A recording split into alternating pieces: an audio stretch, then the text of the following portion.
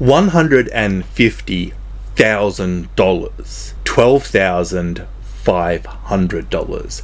That's how much money you get for winning or being shortlisted for the Carol Shields Prize, making it one of the richest prizes in the world. The Carol Shields Prize is a North American prize for women and non-binary authors, and they have recently announced their long list of 15 books. Let's do the obvious thing and go through the description and react to them. The Hearing Test by Eliza Barry Callahan. When the narrator of The Hearing Test, an artist in her late 20s, awakens one morning to a deep drone in her right ear, she is diagnosed with southern deafness, but is offered no explanation for its cause.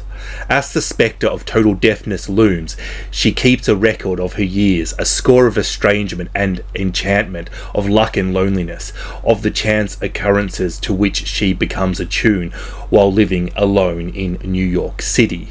Through a series of fleeting and often humorous encounters with neighbours, an ex-lover, doctors, strangers, family members, faraway friends, and with the lives and works of artists, filmmakers, musicians, and philosophers, making meaning becomes a form of consolidation and curiosity, a form of survival. The Hearing Test is a word of vitalising intellect and playfulness, which marks the arrival of a major new literary writer with a rare command of form, compression, and intent. That sounds curious. I think that sounds great. Kin by V. Efua Prince. Kin is a story and celebration of black womanhood, of resistance and of perseverance, while simultaneously an indictment of American history. Kin is a tree, alive in places, broken in others.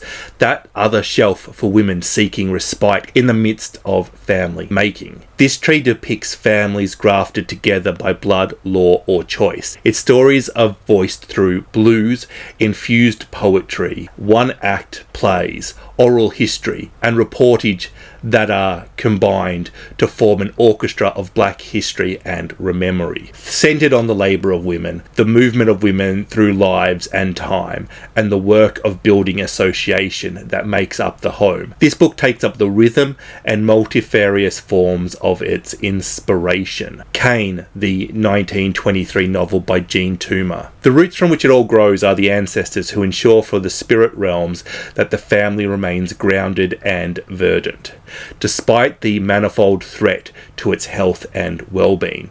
Kin is a tribute to forebearers, a beacon to those calling home into being, and a strata of stories for children not yet born. Curiosities by Anne Fleming. This sparkling genre-blending novel opens with amateur historian Anne, who has a passion for research into the murkier corners of England in the 1600s.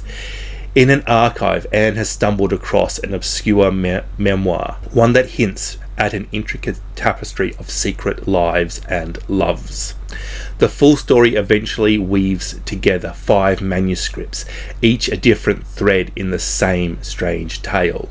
The plague descends upon a village, and 2 children, Joan and Thomasina, are the only survivors. They bond with each other and with Old Nut, a woman who lives in the forest nearby, but when relatives return, Old Nut is accused of witchcraft and condemned to death. Joan is hired as a maid to well-educated Lady Margaret Long, and being lively and curious, soon becomes a beloved companion. Thomasina is sent on a perilous voyage to Virginia, where she adopts boys' clothing and navigates life as a man.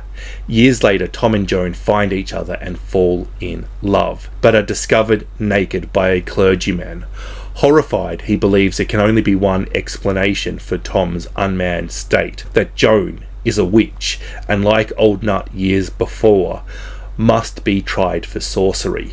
It falls upon Anne, reading between faded pages of centuries, to uncover the fate of the lovers, and to add her own contemporary line of truth to this tale from a time when there were no labels for who Tom and Joan might be. That sounds quite curious. I am a little bit skeptical of the framing story of a researcher looking into that, but other than that, I'm be really excited to read that one. And there does come a point where you just need to trust the author knows what they're doing when they do things that you're like, oh, I'm not quite sure about. And I think that that is the case this time.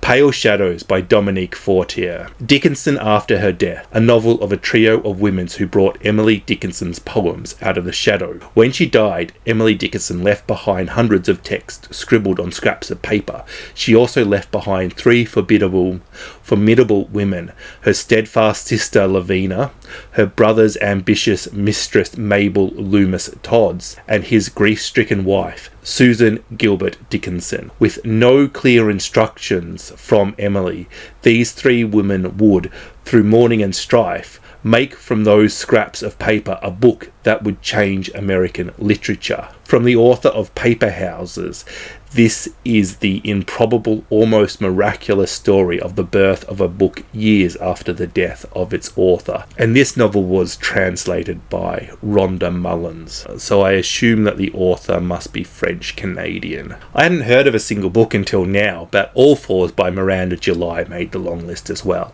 A semi-famous artist announced her plan to drive across country from LA to New York. 20 minutes after leaving her husband and child at home, she spontaneously exits the freeway, beds down in a nondescript motel, and immerses herself in a temporary reinvention that turns out to be the start of an entirely different journey. Miranda July's second novel confirms the brilliance of her unique approach to fiction. With July's wry voice, perfect comic timing, and unabashed curiosity about human intimacies and palpable delights in pushing boundaries, All Fours tells the stories of one woman's quest for a new kind of freedom. As I've said in previous videos, Miranda July's unique approach to fiction, as this put it, is something that some readers absolutely love and other readers absolutely do not.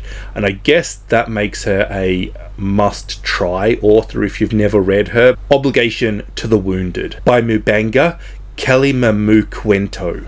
Informally adventurous stories rooted in Zambia's literary tradition. Obligation to the Wounded explores the expectations and burden of womanhood in Zambia and for Zambian women living abroad. The collection converses with global societal problems through the depiction of games, social media feuds, letters, and folklores to illustrate how girls and women manage religious expectations, migration, loss of language, death, intimate partner violence, and racial discrimination. Although the women and girls inhabiting these pages are separate geographically and by life stages, their shared burdens, cultures, and homelands inextricably link them in struggle and in triumph. My big criticism of short story collections is that the stories don't talk to each other, and the very last line of that description is just saying, relax, you can enjoy this, it's going to be good. Nanika by Unya Kempadu. Through luminescent lights, ancestral parts, and a Caribbean spirit-infected world, Nanika explores the musing and inner workings of the deep blue, the Caribbean Sea, and its shape-shifting sea beams. As the sea mirrors the light from the blue skies, and its depths are exposed by daggers of sunlight, so too Nanika reveals and honours the indigenous roots of the Caribbean and its people, whose destiny is tied to the sea, the vessel of collective memory. Amina and Scalella are made of water and air, their existence intertwined with Tano and African ancestry. They evolve as elemental beings of the Anthropocene, and shape-shifting with their Nanika active spirits, or animal avatars, they begin an archipelagic journey through the Caribbean basin to see the strange futures they dreamed of, until devastation erupts, tasked by their elders to go back in time to the source of the first people's knowledge. They must surmount historical and mythological challenges alike.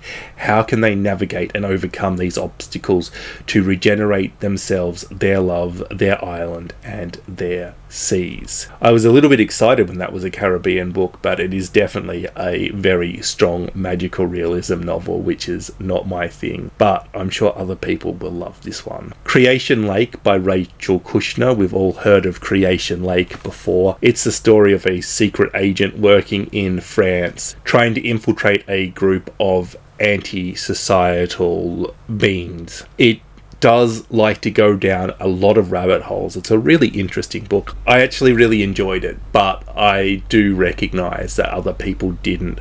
I found the unlikable protagonist strangely likable and definitely very interesting to read about. But if you've got an interest in history, an interest in evolution or archaeology, an interest in societal structures and persecution and prejudices, then this book just has so many cool rabbit holes that it jumps down. Code Noir by Canisia Lebrun, a debut fiction, a brilliant, startlingly original book that combines immersive literature and political force. Its structure is deceptively simple. It departs from the infamous real-life Code Noir, a set of historical decrees originally passed in 1685 by King Louis XIV of France, defining the conditions of slavery in the French colonial empire. The original code had 59 articles.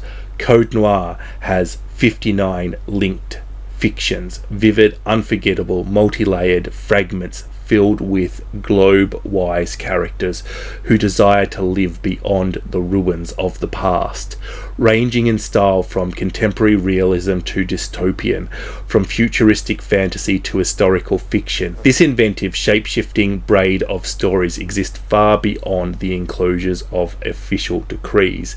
This is a timely, daring, virtuous book by a young literary star. The stories are accompanied by black and white drawings, one at the start of each fiction. This is one that I'm very much not sure of. It sounds fantastic. The themes it's exploring sound fantastic. The way it's doing that and its experimental nature does have me a little bit worried if I will like it or not, but definitely one that's worthwhile picking up and having a try, even if it might not be one that I end up finishing. Worth the risk. Liars by Sarah Manguso. A nuclear family can destroy a woman artist. I'd always known that, but I'd never suspected how easy I'd fall into one anyway. When Jane, an aspiring writer, meets filmmaker John Bridges, they both want the same thing: to be in love, to live a successful creative life, and to be happy. When they marry, Jane believes she has found everything she was looking for, including, a few years later, all the attendant joys and labour of motherhood. But it's not long until Jane finds herself subsumed by John's ambitions, whims, and ego. In short, she becomes a wife. As Jane's career flourishes, their marriage starts to falter. Through the upheaval of family life, Jane tries to hold it all together, that is, until John leaves her. Liars is a tour de force of wit and rage, telling the blistering truth of a marriage as it burns to the ground and of a woman rising inextricably from its ashes. And I have to give that credit because I was not going to pick this up based solely on the cover. I just assumed that this was a thriller, and that very much does not sound like a thriller. It sounds like an exploration of domestic life. It sounds pretty much textbook literary feminist fiction, which is something that I definitely would like to read. I've judged a book by its cover and I've gotten it wrong. Cicada Summer by Erica McKean. In the summer of 2020, with the heat wave bearing down and a brood of periodical cicadas climbing into the trees, Husha mourns the recent death of her mother while quarantining with her ailing grandfather Arthur at his lake cabin in remote Ontario. They're soon joined by Husha's ex-lover Nellie, who arrives without explanation to complete their trio. Among them is a strange book discovered by Husha while cleaning out her mother's house. When she, Arthur, and Nellie begin to read it together, they learn that her mother's last missive was a short story collection, crawling with unsettling images and terrifying transformations. As the stories bleed into their cloistered life in the cabin, they must each reckon with loss, longing, and what it means to truly know another person. Cicada Summers is a dazzling original novel about how we grieve and care for one another. I'm not hating that description in the slightest bit. That sounds quite interesting. Bear by Julia Phillips. Sam and her sister Elena dream of another life. On the island off the coast of Washington where they were born and raised, they and their mother struggle to survive. Sam works long days on the ferry that delivers wealthy mainlanders to their vacation home, while Elena bartends at the local golf club. But even together they can't earn enough to get by, stirring their frustration about the limits that shape their existence. Then one night on the boat, Sam spots a bear swimming in the dark waters of the channel. Where is it going? What does it want? When the bear turns up by their home, Sam, terrified, is more convinced than ever that it is time to leave the island. But Elena responds differently to the massive beast. Enchanted by its presence, she's thrown into doubt the plans to escape and puts their long-hauled dreams in danger. River East, River West by Orb Ray Lescure. It seems like this book is way too old to be on this long list and still getting talked about as far as book prizes are concerned, but such is the quirks of the different eligibility windows of different prizes. Shanghai 2007, 14-year-old Elva has always longed for more. Raised by her American expat mother, she's never known her Chinese father and is certain a better life awaits them in America. But when her mother announces her engagement to the wealthy Chinese landlord Lu Fang, Elva's hopes are dashed, and she plots for the next best thing, the American school in Shanghai.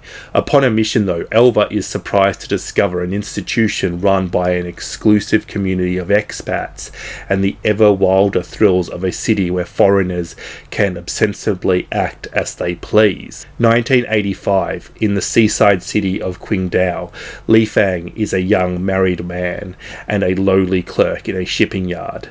Though he once dreams of a bright future, he is one of the many casualties of his country's harsh political reforms. So when China opens its door to the first wave of foreigners in decades, Li Fang's world is split wide open after he meets an American woman who makes him confront difficult questions about his current status in life and how much will ever be enough. This novel received quite a lot of praise. Personally, I just thought it was okay, but other people absolutely adored it. But you know, we all have different tastes in books, and I'm definitely not saying it was poorly constructed, just that it didn't hit me like some other books. Masquerade by O.O. Sangoyomi. Set in the wonderful reimagined 15th century West Africa, Masquerade is a dazzling lyrical tale exploring the true cost of one woman's fight for freedom and self-discovery and the lengths she will go to secure her future. Ododo's hometown of Timbuktu has been conquered by the warrior kings of Yoruba land, and living conditions for the wealthy women in her blacksmith guild, who were already shunned as social pariahs, grow even worse. Then Ododo is abducted. She is whisked across the Sahara to the capital city of Sangote, where she is shocked to discover that her kidnappers is none other than the vagrant who had visited her guild just days prior. But now that he is swathed in riches rather than rags, Ododo realizes that he is not a vagrant at all. He is the warrior king, and he has chosen her to be his wife. In a sudden change of fortune, Ododo soars to the very heights of society, but after a lifetime of subjugation, she finds the powers that saturate this world of battle and political savvy too enticing to resist. As tension with rival states grow, revealing elaborate schemes and enemies hidden in plain sight, Ododo must defy the cruel king she has been forced to wed by reforging the shape shaky loyalties of the court in her favour or risk losing everything, including her life. Loosely based on the myth of Persephone, Masquerade takes you on a journey of epic power struggles and political intrigue which turns an entire region on its head. Well, that sounds cool. Historical fiction set in Africa about a time in history that I don't know a lot about because there's not a lot of information out there unless you go digging. That sounds cool. Everything Flirts, Philosophical Romance by Sharon Weil. With a mixture of humour and reverence, Sharon Weil hijacks classic works of philosophy and turns their focus to love. The philosopher Wittgenstein helps us consider the limits of language. Does there exist an arrangement, a local deduction that will cause another person to love us? The philosopher Zeno, laws of motion stipulate that we can only ever cross half of any distance. This principle is applied to a first date, where making the first move becomes more and more impossible because the movie this couple goes to see is a desperate mood killer. A woman afraid of love applies Bentham's utilitarian principle to find her perfect match, testing every man she meets until she finds one who aces every one of her tests. Nonetheless, she wonders, is he right for her? Is she ready to fall in love forever? The sublime and the ridiculous come together to playfully examine while love just might be a topic too hard for philosophers to explain. Not sure about that last one. It sounds like a very risky novel, but on a long list of 15 books, I don't mind a very risky novel. This is quite a surprising long list for me because overall, there's a lot of books that I don't know on this long list, and that always surprises me. And it's one of the things I really like a long list to do, to introduce me to new novels. So I guess, the proof of whether this is a good or a bad long list is, as always, in the reading, but maybe even more so for this one. I only read 2 of these books, one of which I thought was pretty good, one of which didn't really work for me, but wasn't a bad book, and I'll be curious to see what's there. The books that stand out to me the most are Masquerade, Liars, The Hearing Test, and Curiosities. But I'm really curious to know, have you read any of these books? What did you think of them? Let us know in the comment section. It's always so valuable to hear what other people have to say. Remember, we're a reading community and getting a few extra opinions is always good. Look, don't forget to like and subscribe. Thank you so much for watching. Bye bye.